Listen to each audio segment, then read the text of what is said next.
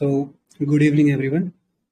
आज के इस सेशन में हम डिस्कस करेंगे एसए के लिए स्ट्रेटेजी, और जो हमारा एसए मार्क्स मैक्सिमाइजर फॉर 2024 और 2025 का बैच है उसे भी हम आगे बढ़ाएंगे, उसको प्लान करेंगे। उसमें जिन्होंने भी सब्सक्राइब किया है उनके उनके लिए भी हम बताएंगे कैसे क्या ये सेशंस और एसेज का इवैल्यूएशन रहने वाला है।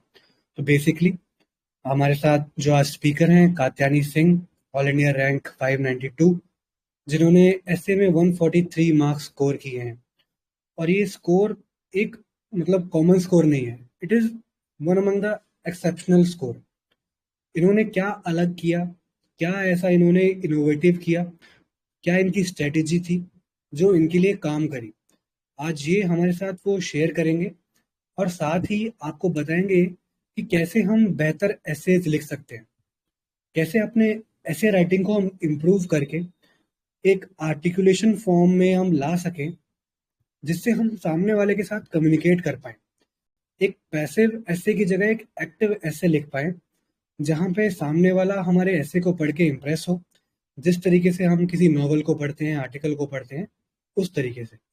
तो I would like to invite Katyani to speak up and start the session. Katyani.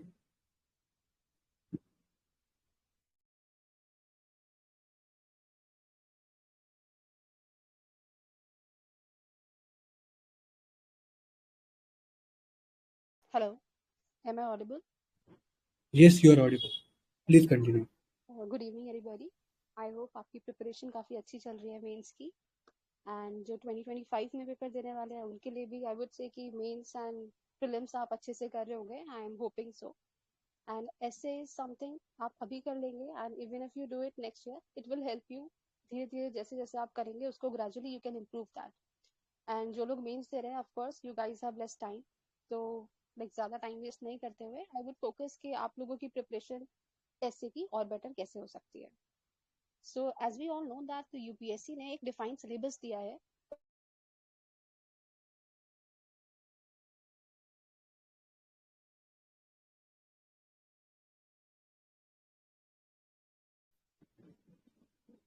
Katyani, you are not audible and please थोड़ा लाउडली बोलिए।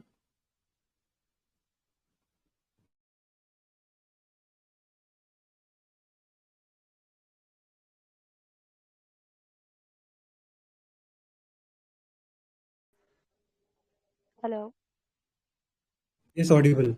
Okay okay sorry. The syllabus itself says that you need to be close, you need to keep closely to the subject. What does it mean? That you need to focus on the topic that has been given in the essay, and you need to reinforce that topic again and again while writing the whole essay. How do you do it?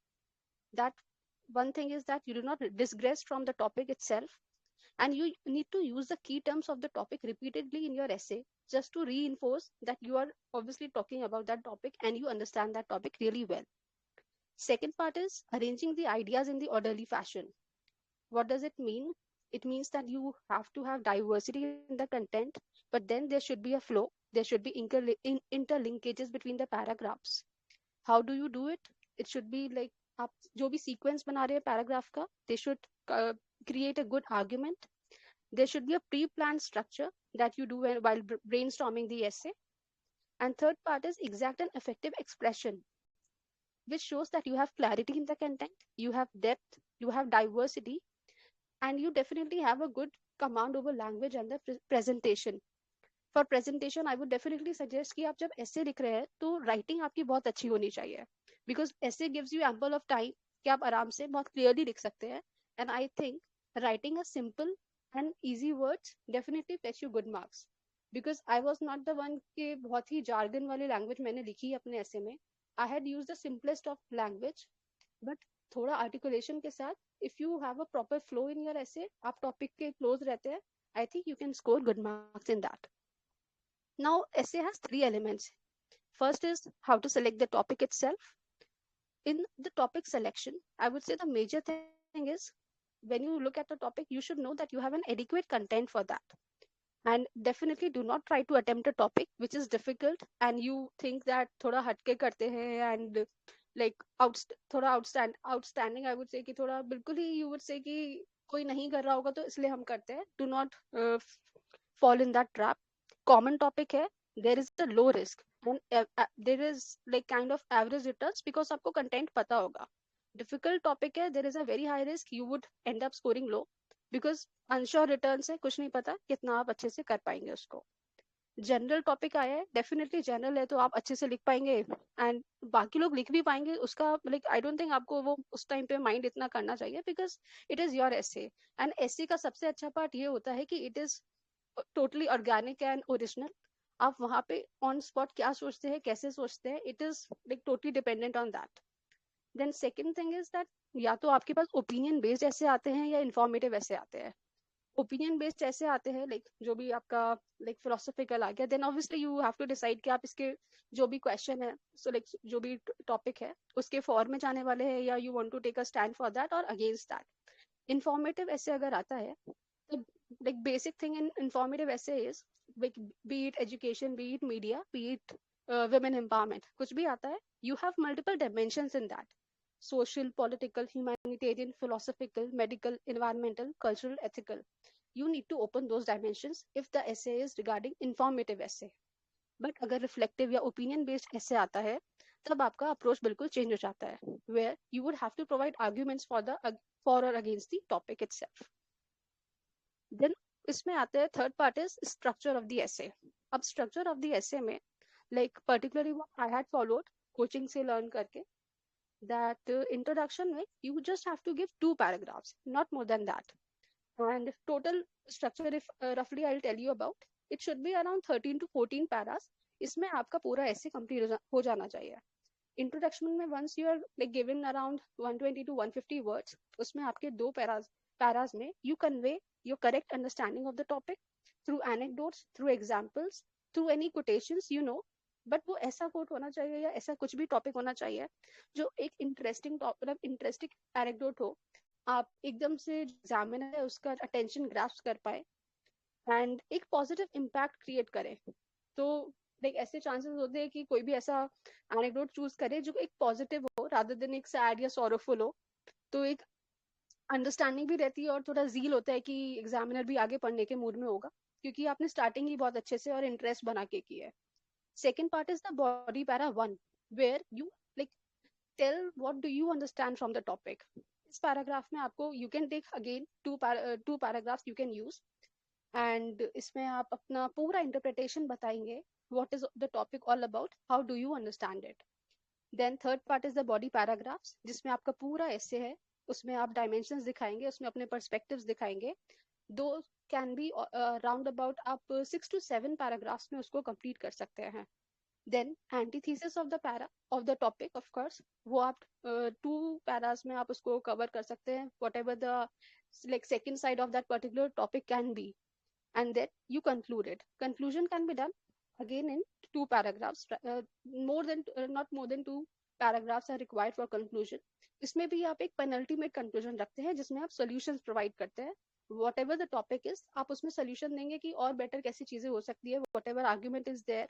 Like जो भी चीजें आप देख रहे हैं उसमें ethical terms में दिखा सकते हैं, पॉलिटिकल टर्म्स में दिखा सकते हैं, जो नॉर्मल लाइफ है इंडिविजुअल लेवल पे एज अ पर्सन आप क्या कर सकते हैं.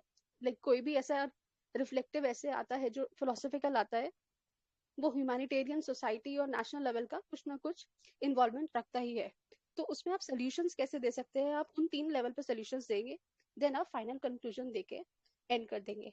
what I did particularly in my conclusion in these essays for the mains exam was I tried to quote a poem and ended it with that.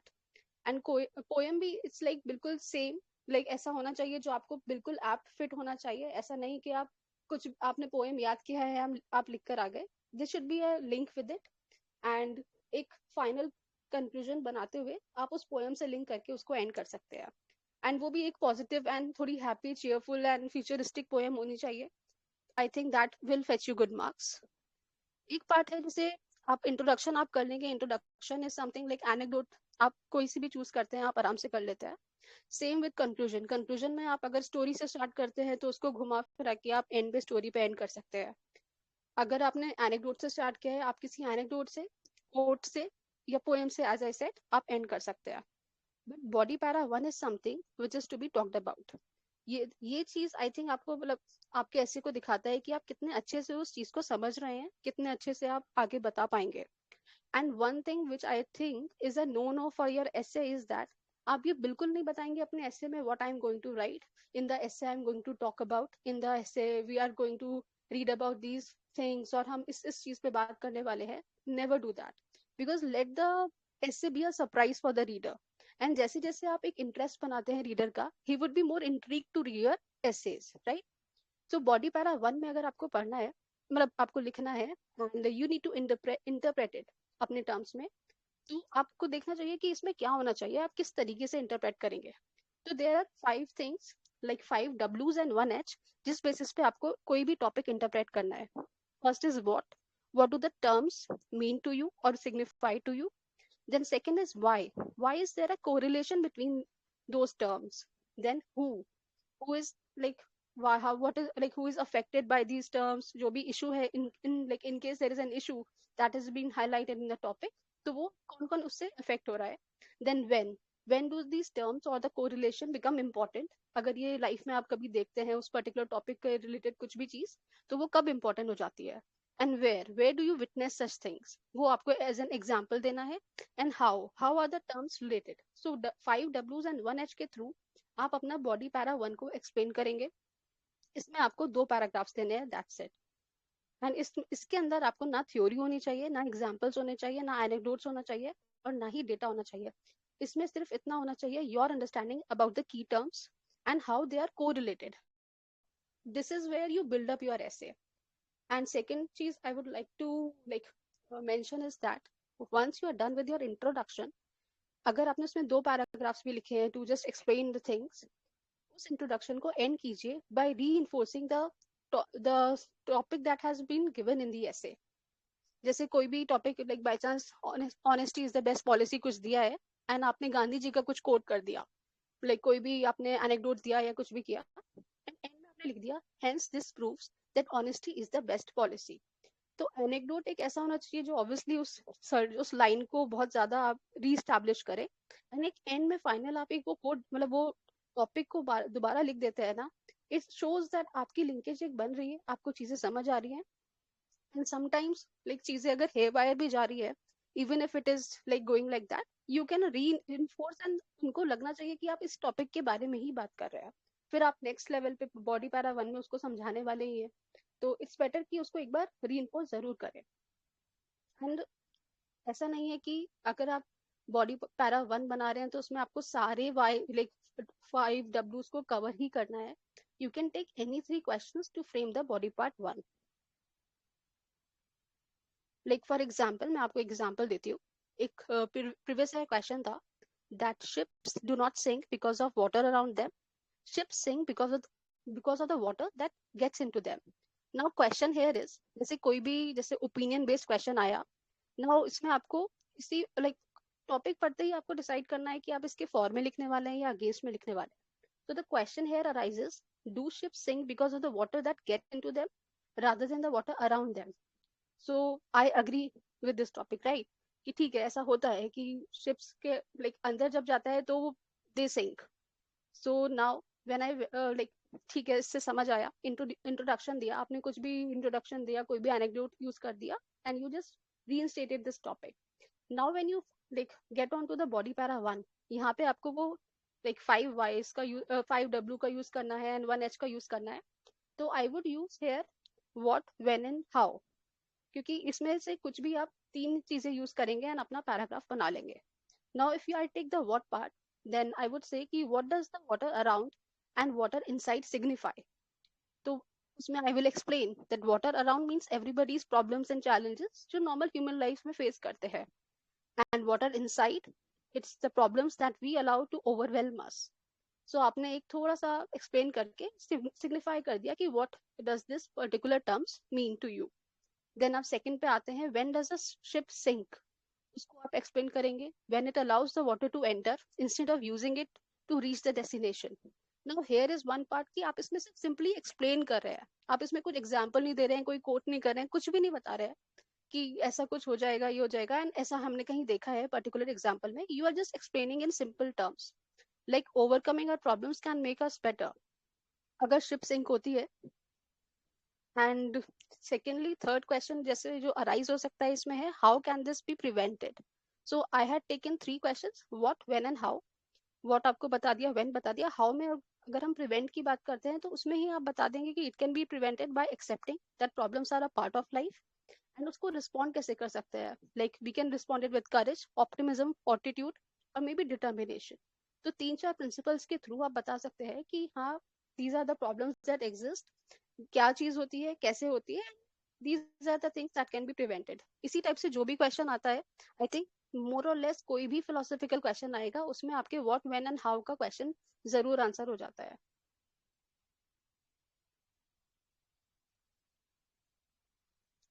Now normally अगर आपको body जैसे आपके 2 parts में किसी भी आपने वैल्यू के through ये बता दिया कि बॉडी पैरा 1 में आपने 2 वैल्यूज दिखा दिया, what wow what how when को आंसर कर दिया, आप ट्रांजिशन करेंगे नॉर्मल बॉडी पैरास पे जिसमें आपको 6 लेने हैं, 7 लेने हैं, इट्स अप टू यू। इसमें आपको डायमेंशंस तो वही रखने हैं, साइंटिफिक, पॉलिटिकल, इकोनॉमिक, जो भी रख सकते हैं, but now you have to see कुछ भी टॉपिक होता है ना उसकी कुछ की फंडामेंटल वैल्यूज होती हैं जो हाईलाइट हो रही होती है। लाइक अगर एक टॉपिक है, values are not human, values are not what humanity is but what humanity ought to be. तो इस पर्टिकुलर टॉपिक से क्या समझ आता है कि वैल्यूज कौन कौन सी जो इम्पोर्टेंट है जिससे ह्यूमैनिटी बनती है। तो उस टाइप के लिए अगर हम वैल्यूज सोचेंगे तो then there is honesty, there is courage, there is unity, there is motivation and sacrifice. तो इस टाइप का जो कंटेंट है ये मैंने ना वाजीराम क्लासेस से सीखा था थोड़ा, and this is what I think prove beneficial to me किसी भी रिफ्लेक्टिव और फिलोसॉफिकल आंसर्स को मतलब ऐसे को लिखने के लिए। क्योंकि बेसिक बॉडी पैरा तक हम सब सेम जाते हैं, हम एनेक्डोट लिखते हैं, हम उसको एक्सप्लेन भी कर देते हैं, but this is where the I think कि जो पैराग्राफ्स में होती है मार्क्स गेन करने का एज वो यहीं से आता है कि जो भी 5-6 आपको जो हाईलाइटिंग वैल्यूज दिख रही है ना उस पर्टिकुलर टॉपिक का, उसके अराउंड आप अपने पैराग्राफ्स बनाएंगे। लाइक ऑनेस्टी से रिलेटेड आपके पास कोई भी एविडेंस है, गांधी जी का है, लाल बहादुर शास्त्री का है, एंड उससे आप क्या सीखते हैं एंड आप क्या रेकमेंड करने चाहेंगे, इस पर्टिकुलर चीज से ना आप अपना एक पैराग्राफ बना लेंगे। लाइक अगर हम बताते हैं कि humanity must possess the often lakhs the honesty, normally अगर हम बताते हैं कि इट लैक्स, तो हम बताएंगे कि ठीक है, एक हमने वैल्यू हाईलाइट कर दी कि ह्यूमैनिटी लैक्स ऑनेस्टी। देन उस अगर लैक करती है तो कंसर्न क्या क्या है कि लोगों के अंदर ग्रीड आ जाती है, लोग लाइक अच्छे से काम नहीं कर पाते, लाइक ट्रांसपेरेंसी नहीं रहती है, 2-3 चीजें बताएंगे। देन विल टेल कि how Lal Bahadur Shastri used to do it and उसका बेनिफिट क्या था, कि वो डिस्करेज करता था करप्शन को, नेशन बिल्डिंग में हेल्प करता था। एंड फाइनली विल रिकमेंड कि अगर ऐसा करते हैं तो व्हाट इट प्रॉस्पर्स एंड उस वैल्यू को होने से क्या फर्क पड़ता है एंड क्या अच्छा हो जाता है हमारी लाइफ में। तो in case we are just talking about humanity, तो ह्यूमैनिटी में क्या अच्छा हो जाएगा, will talk about that. Secondly like अगर हम दूसरा लाइक टॉपिक लेते हैं, दूसरी वैल्यू लेते हैं, लाइक करेज है, तो करेज में आप किसी को भी यूज कर सकते हैं। So main theme I would like to tell here is that आप कोई भी एक पर्टिकुलर वैल्यू को उठा के उसके थीम के अराउंड आप बताएंगे कि वो करेज या मतलब कोई भी जो वैल्यू है वो क्यों इम्पोर्टेंट है, उसका कंसर्न क्या है, कि अगर लाइक जो भी वैल्यू है अगर वो नहीं है ह्यूमैनिटी में या कुछ प्रॉब्लम है तो what is the concern about that, and किसने किया है वो, you put the evidence for that, and उससे क्या क्या बेनिफिट होता है लोगों को, सोसाइटी, जैसे हम बोलते हैं कि societal level, individual level, national level, global level, इन सब लेवल्स पे हम बताएंगे कि like while will formulate our अपना पैराग्राफ्स, हम ये सब एग्जांपल्स देते हुए चलेंगे। इस तरीके से लाइक जैसे ही आपने 5 या 6 वैल्यूज हाईलाइट किया अपने पर्टिकुलर टॉपिक पे, आपके 6 पैराग्राफ्स अराउंड या 7 पैराग्राफ्स बन जाएंगे। इन वैल्यूज को, इनके एविडेंसेस को, लाइक जो भी स्टोरी है, जो भी लाल बहादुर शास्त्री या गांधी जी या किसी, जैसे बहुत सारी चीजें है कि जापानीज स्कूल ऑफ लर्निंग है, वहाँ पे किस तरीके की पढ़ाई होती है, एजुकेशन सिस्टम कैसा है, एंड कोई भी अच्छा लाइक एनेक्डोट अगर आपको याद आता है कि जो भी आप कोट करते हैं एग्जाम्पल्स इन योर एसेज, जब हम उसको यूज करते हैं हम नॉर्मली ऐसे ही यूज कर लेते हैं, हम क्या करते हैं, हम पहले एग्जाम्पल दे देते हैं, फिर हम आर्ग्यूमेंट बनाते हैं। But the main thing is पहले हमें आर्ग्यूमेंट देना है, आर्ग्यूमेंट में बताना है कि क्या क्या चीजें हो रही हैं, क्यों हो रही है, कैसे हो रही है, उनको ठीक कैसे कर सकते हैं और किसने ये किया है ऑलरेडी। वो एग्जाम्पल देके सब्सटैंशिएट करके फिर हम अपने नेक्स्ट वैल्यू पे आते हैं कि ठीक है ऑनेस्टी से ऐसा हुआ, नेक्स्ट ऐसे करने से लाइक जैसे ऑनेस्टी हमने बताया वैसे ही हम बताएंगे कि ठीक है उसी तरीके से करेज भी उतना ही इम्पोर्टेंट है ह्यूमैनिटी के लिए, उसी तरीके से यूनिटी इज ऑल्सो इम्पोर्टेंट, अगर नहीं होगी तो फ्रेगमेंटेशन होगा। This is how we link the things. Like अगर आप एक ही आपने एक पर्टिकुलर टॉपिक पे अपने व्यू पॉइंट्स बना दिए किसी भी टॉपिक के फॉर में, तो फॉर में आपके पास एक पर्टिकुलर लेवल ऑफ वैल्यूज होंगी, आप उसके अगेंस्ट नहीं जा सकते कि आपने एक फॉर भी दे दिया और अगेंस्ट भी दे दिया। तो इससे क्या होगा ना, आपके पास जब सीक्वेंस वो पॉजिटिव वैल्यूज का होगा, it will reflect in your essay also कि आप एक पर्टिकुलर डायमेंशन पे एज इन एक पर्टिकुलर स्टैंड पे बात कर रहे हैं, उसके स्टैंड पे आपने 5-6 वैल्यूज दिखा दी, 5-6 पैराग्राफ्स होने के बाद उन वैल्यूज में आप डायमेंशंस भी दिखाएंगे। आप जैसे जो भी एग्जांपल्स यूज करेंगे they should be like of different different dimensions, वहां पे अपनी डाइवर्सिटी दिखाएंगे। लाइक पॉलिटिकल है, कोई एक साइंटिफिक एग्जांपल यूज कर लिया, एथिकल यूज कर लिया, ज्योग्राफिकल यूज कर लिया, it depends up to you आपको कौन सा एग्जांपल उस टाइम पे याद आ रहा है, एंड आप उस टाइप की चीजों को लाइक पहले से ही प्रिपेयर करके रखिए बट उनको वहां पे यूज करिए। जैसे ही आपके 6 और 7 पैराग्राफ्स हो जाएंगे, now you will flip like second side आपको दिखाना होगा एंटीथीसिस पार्ट में कि अगर values are not what humanity is और what humanity ought to be, तो फिर इसका नेक्स्ट पार्ट क्या हो सकता है, अगर ह्यूमैनिटी में वैल्यूज नहीं होंगी what it will be like. उसमें आप अपने 2 पैराग्राफ्स देके एक एंटीथीसिस बनाएंगे। एंटीथीसिस में आपको पता लाइक देयर इज लाइक जो भी नेगेटिव इफेक्ट्स है उसके वैल्यूज ना होने की ह्यूमैनिटी में, वो आप लिख देंगे। नेक्स्ट कम्स आप पेनल्टीमेट कंक्लूजन देते हैं। पेनल्टीमेट कंक्लूजन में आप बताएंगे कि वैल्यूज होने से क्या क्या अच्छा होता है और कैसे हम वैल्यूज को रिफोर्स कर सकते हैं। मतलब अब मे बी योगा को आप ला सकते हैं, स्कूल एजुकेशन को ला सकते हैं, जैसे न्यू एजुकेशन पॉलिसी है उसमें ऑलरेडी वैल्यू बेस्ड एजुकेशन को प्रमोट किया जा रहा है। एंड कोई एसडीजीज यूज कर दीजिए या अपना जो भी लाइक हमारे लाइक एपिक्स है महाभारत रामायण, इनको यूज कर दीजिए। लाइक आप एक उसमें एक सीक्वेंस फॉलो कर सकते हैं कि एंशियंट टाइम्स में वैल्यू कैसे रेनफोर्स होती थी, अभी मॉडर्न टाइम्स में कैसे होती है, आगे टाइम्स में कैसे होंगी। लाइक अगर आर्टिफिशियल इंटेलिजेंस भी आ सकता है तो हम उसको भी ट्रेन कर सकते हैं कि इमोशनल लेवल या ह्यूमन लेवल पे वो कैसे चीजों को डील कर सकता है, उसके अंदर भी वैल्यूज इंस्टॉल कर सकते हैं ताकि मतलब चीजें दिखा सकते हैं, फ्यूचरिस्टिक भी होके दिखा सकते हैं। उस तरीके से आप बताएंगे कि किस किस लेवल पे हम बेटर कर सकते हैं। ऑल्सो नहीं कुछ लोग नहीं मानते हैं, देन उसके लिए हमारे पास कॉन्स्टिट्यूशनल गाइडलाइंस है, हमारे पास लीगल लॉज है, उस तरीके से भी हम उनको रीअसर्ट करा सकते हैं। Now comes the conclusion part. अब कंक्लूजन पार्ट में आपको एक या तो आपने कोई स्टोरी से स्टार्ट किया है एक फिक्शनल कैरेक्टर बना के, then obviously you will come around with that story में एंड में कि ठीक है इस पर्टिकुलर इंसान के साथ स्टार्टिंग में ऐसा हुआ था, एंड भी आप उसी पे करेंगे कि ठीक है जो भी चीजें हुई इस तरीके से this person has become better, and values री करके या वैल्यूज को रीस्टैब्लिश करके आप बताएंगे how that person life has become better. In case आप ऐसा नहीं करते हैं, आप कोई एनेक्डोट यूज करते हैं, तो एंड में आप एक फाइनल कंक्लूजन में आप एक चीज उस चीज का वो रीअसेसमेंट करके जो भी आपने ऐसे में लिखा है उसको रीस्टैब्लिश करेंगे कि एक कॉन्क्रीट कंक्लूजन देंगे कि why values are important for humanity.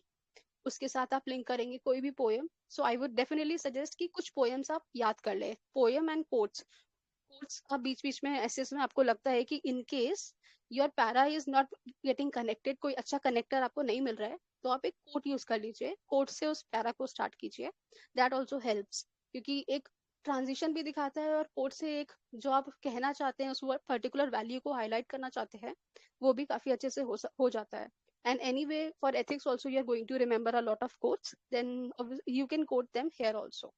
And in the end, obviously, I would say कि conclude कीजिए या तो anecdote से, anecdote तो I would not suggest because it is very open ended. एक poem से end कर दीजिए क्योंकि poem is something like it, अगर कोई लिटरेचर वाला इंसान है एंड वो आपकी कॉपी रीड कर रहा है तो it would make a connect with him.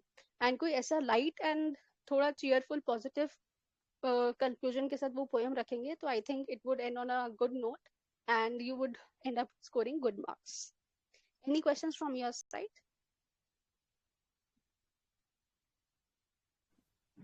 Okay, now we will take some queries. ऐसे रिगार्डिंग की क्वेरीज अपनी रखें क्योंकि ये ऐसे का सेशन है। अगर किसी को कोई भी क्वेरी है तो अपना हैंड रेज कर सकता है, we will allow them to speak. Yes please MP.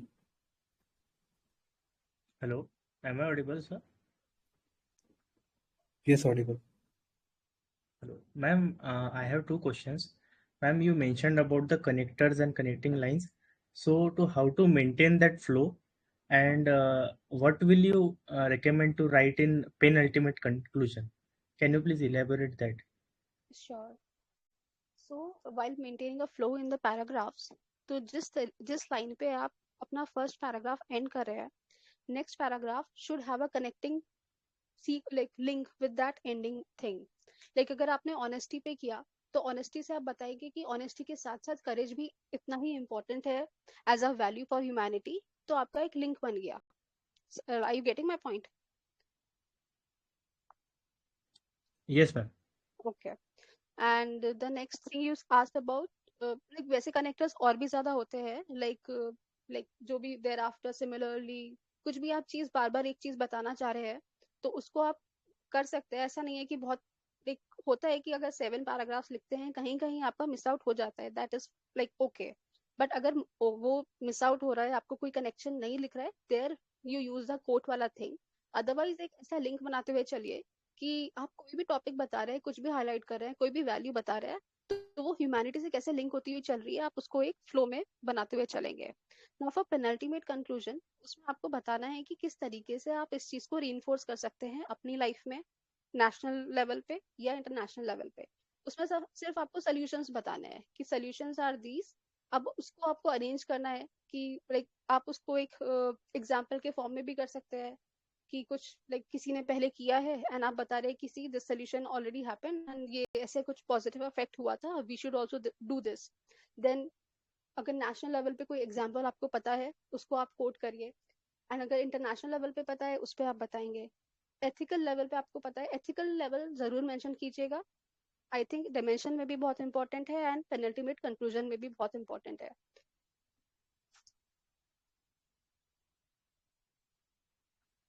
Okay, thank you, ma'am. Okay. Okay, next. Anybody else?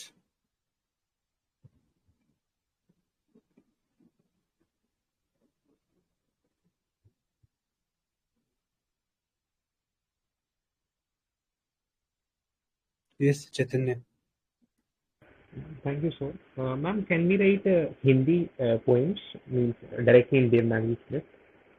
See, you can write that Hindi or Sanskrit poems that we say, but उसके साथ problem ये आता है कि like आपके पास एक तो time कम होता है एंड आपको उसको इंग्लिश में ट्रांसलेट करना पड़ेगा। So it's better to remember such poems जो काफी फेमस है एंड उसको कोट कर सकते हैं। Otherwise people have done Sanskrit also, like used Sanskrit and they have scored marks. आप कर सकते हैं जो लाइक आपको लगे कि हाँ it is something very much adding value to my essay, आप बिल्कुल करिए उस चीज को। Like I think originality is something rewarded in essays, तो आप उसको स्किप ना करिए। एंड उस लाइक इंट्रोडक्शन के लिए भी आई वुड से कि कोई ऐसा एनेक्डोट यूज करिए, लाइक जितने भी आप अभी पढ़ रहे होंगे, like read definitely read them, but कुछ एनेक्डोट्स ऐसे होते हैं that are very much like saying aloud कि यही टॉपिक के बारे में बोल रहे हैं, तो उन्हीं टॉपिक को, उन्हीं एनेक्डोट को यूज करिए, उनको चूज करिए, सो दैट एग्जामिनर आपके एनेक्डोट या कंक्लूजन से ही समझ जाए कि आपको टॉपिक बहुत अच्छे से समझ आ गया था, आपने उसी के बारे में लिखा होगा। Even if he is like somebody कि वो उसने बीच में पैराग्राफ्स नहीं भी पढ़े हैं, introduction is and conclusion are something कि लोग उससे देख के ना काफी अच्छा इंप्रेशन आपका अज्यूम कर लेते हैं। Thank you, ma'am. Okay. Okay, next.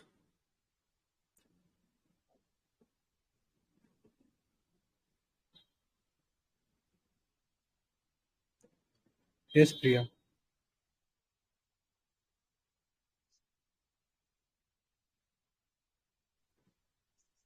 Priya, unmute yourself and you can ask your doubt.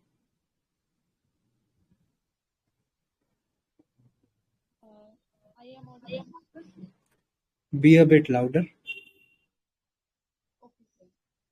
Ma'am, ये जो ऐसे आपने अभी बताया कि मल्टी डायमेंशनल तरीके से लिखा हो, तो किस टाइप का, अगर कोई भी मतलब कैसी टाइप का क्वेश्चन अगर आए तो उसमें मल्टी डायमेंशनल बनाना है इसको, जैसे लाइक Right. किस टाइप के क्वेश्चन में multi Could dimensional you be होगा? a little louder, please? Ma'am आपने अभी बताया कि जो मल्टी डायमेंशनल बनाना होता है ऐसे को, तो Right, कैसी right. क्वेश्चन में इसको मल्टी डायमेंशनल कर सकते हैं कि क्वेश्चन में क्या पूछा जाए तो? See, every topic has multi-dimensional aspects. जब आप ब्रेनस्टॉर्म उसको करेंगे तो आपको खुद ही डायमेंशंस ही सोचने हैं. डायमेंशन के साथ साथ what I am telling you here is आपको उस पर्टिकुलर टॉपिक की ना वैल्यूज सोचनी है. Now when you are like done with the values कि आपकी 5 या 6 वैल्यूज ऐसी हैं जो बहुत ज्यादा उस पर्टिकुलर टॉपिक से हाईलाइट हो रही है. नाउ उसके अगेंस्ट आप डायमेंशंस को बनाइए, B it social, political, economical, geographical, ethical, legal. इसको आप कितना भी डाइवर्सिफाई कर सकते हैं, वो आपके बेनिफिट में ही रहेगा. Yes And definitely every topic can be done like that. Okay ma'am.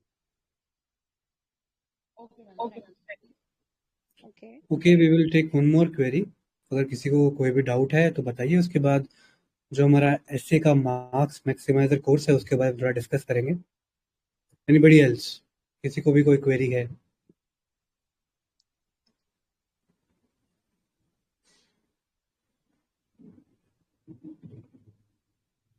Okay, I take it as that's it.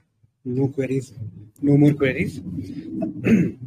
Okay, तो अपना जो कोर्स है एसए मार्क्स मैक्सिमाइजर, इसका ये पहला इंडक्शन सेशन था जिसमें कात्यानी मैम ने शेयर किया कैसे एसेज को हम बेहतर बना सकते हैं और अपने मार्क्स को इंक्रीज कर सकते हैं. तो एक उसका ये फाउंडेशन है कि आप अपने एसेज को कैसे फ्रेम करें, कैसे ब्रेनस्टॉर्मिंग करें, जिससे आप बेहतर सोच पाएं और सोच के इंटरलिंकेज के साथ अपने एसे को लिख पाएं. तो इन ऐसे मार्क्स मैक्सिमाइजर कोर्स में हम यही कर रहे हैं. हम आपको हर वीक 4 टॉपिक देंगे जिनमें से आपको एक टॉपिक पे ऐसे लिखना है, और ऐसे हम आपको 5 एसेज लिखने देंगे. तो 5 एसेज आपको लिखने, जो कि आपके पास पूरा वीक होगा उन एसेज को लिखने का. जैसे अगर 4 टॉपिक आज आपको मिलते हैं तो आप उनमें से कोई भी एक टॉपिक पे ऐसे लिखिए. आप आज सबमिट कर सकते हैं, कल सबमिट कर सकते हैं, पूरे वीक में आप उसको सबमिट कर सकते हैं. और जो सबमिट करता जाएगा उनके साथ Katyani live evaluation on call उनके एसेज को डिस्कस करेंगे कि क्या उनके एसेज में कमी है, क्या उन्होंने अच्छा किया है, किसको और इम्प्रोवाइज करना चाहिए और इम्प्रूव करना चाहिए, और कैसे वो बहुत छोटे छोटे माइन्यूट डिटेल के साथ कैसे वो 15 से 20 मार्क्स जो आपके कम हो रहे हैं वो आप बढ़ा सकते हैं. तो जो 2024 का मेंस दे रहे हैं उनके लिए तो ये बेस्ट अपॉर्चुनिटी है ही. तो ऑलरेडी लोगों ने ज्वाइन किया है और कात्यायनी के पास टाइम कंस्ट्रेंट रहेगा, इसलिए हम ज़्यादा इनटेक नहीं लेंगे. और पूरा जो उसका लेआउट रहेगा यही कि हम आपको टॉपिक देंगे. जैसे आज हमने 4 टॉपिक दिए, आपको ऐसे लिखना है. ऐसे ही नेक्स्ट वीक आपको 4 टॉपिक मिलेंगे, उनमें से आपको एक ऐसे लिखना है. ऐसे 5 वीक में हम 5 एसेज को टारगेट करेंगे. मल्टी डायमेंशनल टॉपिक्स होंगे, डिफरेंट डिफरेंट थीम्स के होंगे, ताकि जो भी यूपीएससी पूछता आ रहा है हम उन टॉपिक्स को टच कर पाए. तो ये हमारा ऐसे मार्क्स मैक्सिमाइजर कोर्स के बारे में है, जो कि कात्यानी मेंटोर करेंगी. साथ में सपोर्ट में हमारी टीम पूरी रहेगी. जो भी आपको इनपुट्स, जो भी आपको मटेरियल वगैरह जो भी उन्होंने रेफर किया है कहीं से भी, वो आपको इसमें प्रोवाइड किया जाएगा. अभी इससे रिलेटेड किसी को कोई डाउट है तो पूछिए. मोहित, आप कुछ पूछना चाह रहे हैं, पूछिए प्लीज.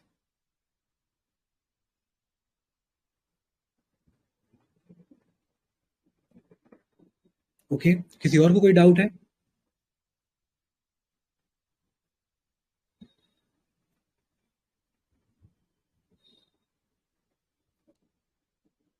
किसी भी तरीके का ऐसे से रिलेटेड, कोर्स से रिलेटेड कोई भी डाउट है आपको तो आप पूछ सकते हैं, वरना इस सेशन को फिर हम एंड करते हैं.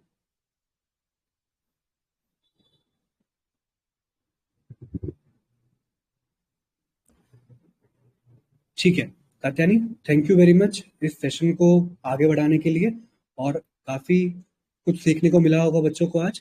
संकेत, आप कुछ पूछना चाह रहे हैं, प्लीज पूछिए. Make it quick. Hello. Yes, Audible. Yes sir, वो एक डाउट था, वो 2025 के लिए सर बैच है मेंस तक, 2025 मेंस तक. ऐसे इवैल्यूएशन वाला बैच है, अभी अगर आप एनरोल करना चाहते हैं इस वाले कोर्स में तो वो भी कर सकते हैं, पर कोशिश ये करनी है हमें कि हम 1 महीने के अंदर, 1 से 1.5 महीने के अंदर जितना कात्यायनी के पास फ्री टाइम है वो उसको यूटिलाइज कर पाए हम, और उसमें आप सीख पाए अच्छे से। नो डाउट वो आगे भी अवेलेबल रहेंगी, पर we should maximize our efforts in this 1 or 1.5 month itself. Yes, sir. And I guess 5 weeks are enough. आपको एक पूरा हफ्ते का टाइम मिल रहा है एक ऐसे लिखने के लिए, that is more than enough. अगर आप 2024 की तैयारी कर रहे हैं, 2025 की तैयारी कर रहे हैं, डजंट मैटर, आप पार्टिसिपेट कर सकते हैं इसमें। Okay, sir. ठीक है Katyayani, some conclusive words? Thank you so much sir for providing this platform के लोगों के साथ इंटरेक्ट करके आई कैन हेल्प देम कैसे बेटर एसेस लिख सकते हैं। And I really look forward के अच्छे से लाइक सबका ऐसे प्रोग्राम हो जाए and they score good marks too. Yeah, thank you very much. Thank you everyone. Thank you for joining in. See you next time.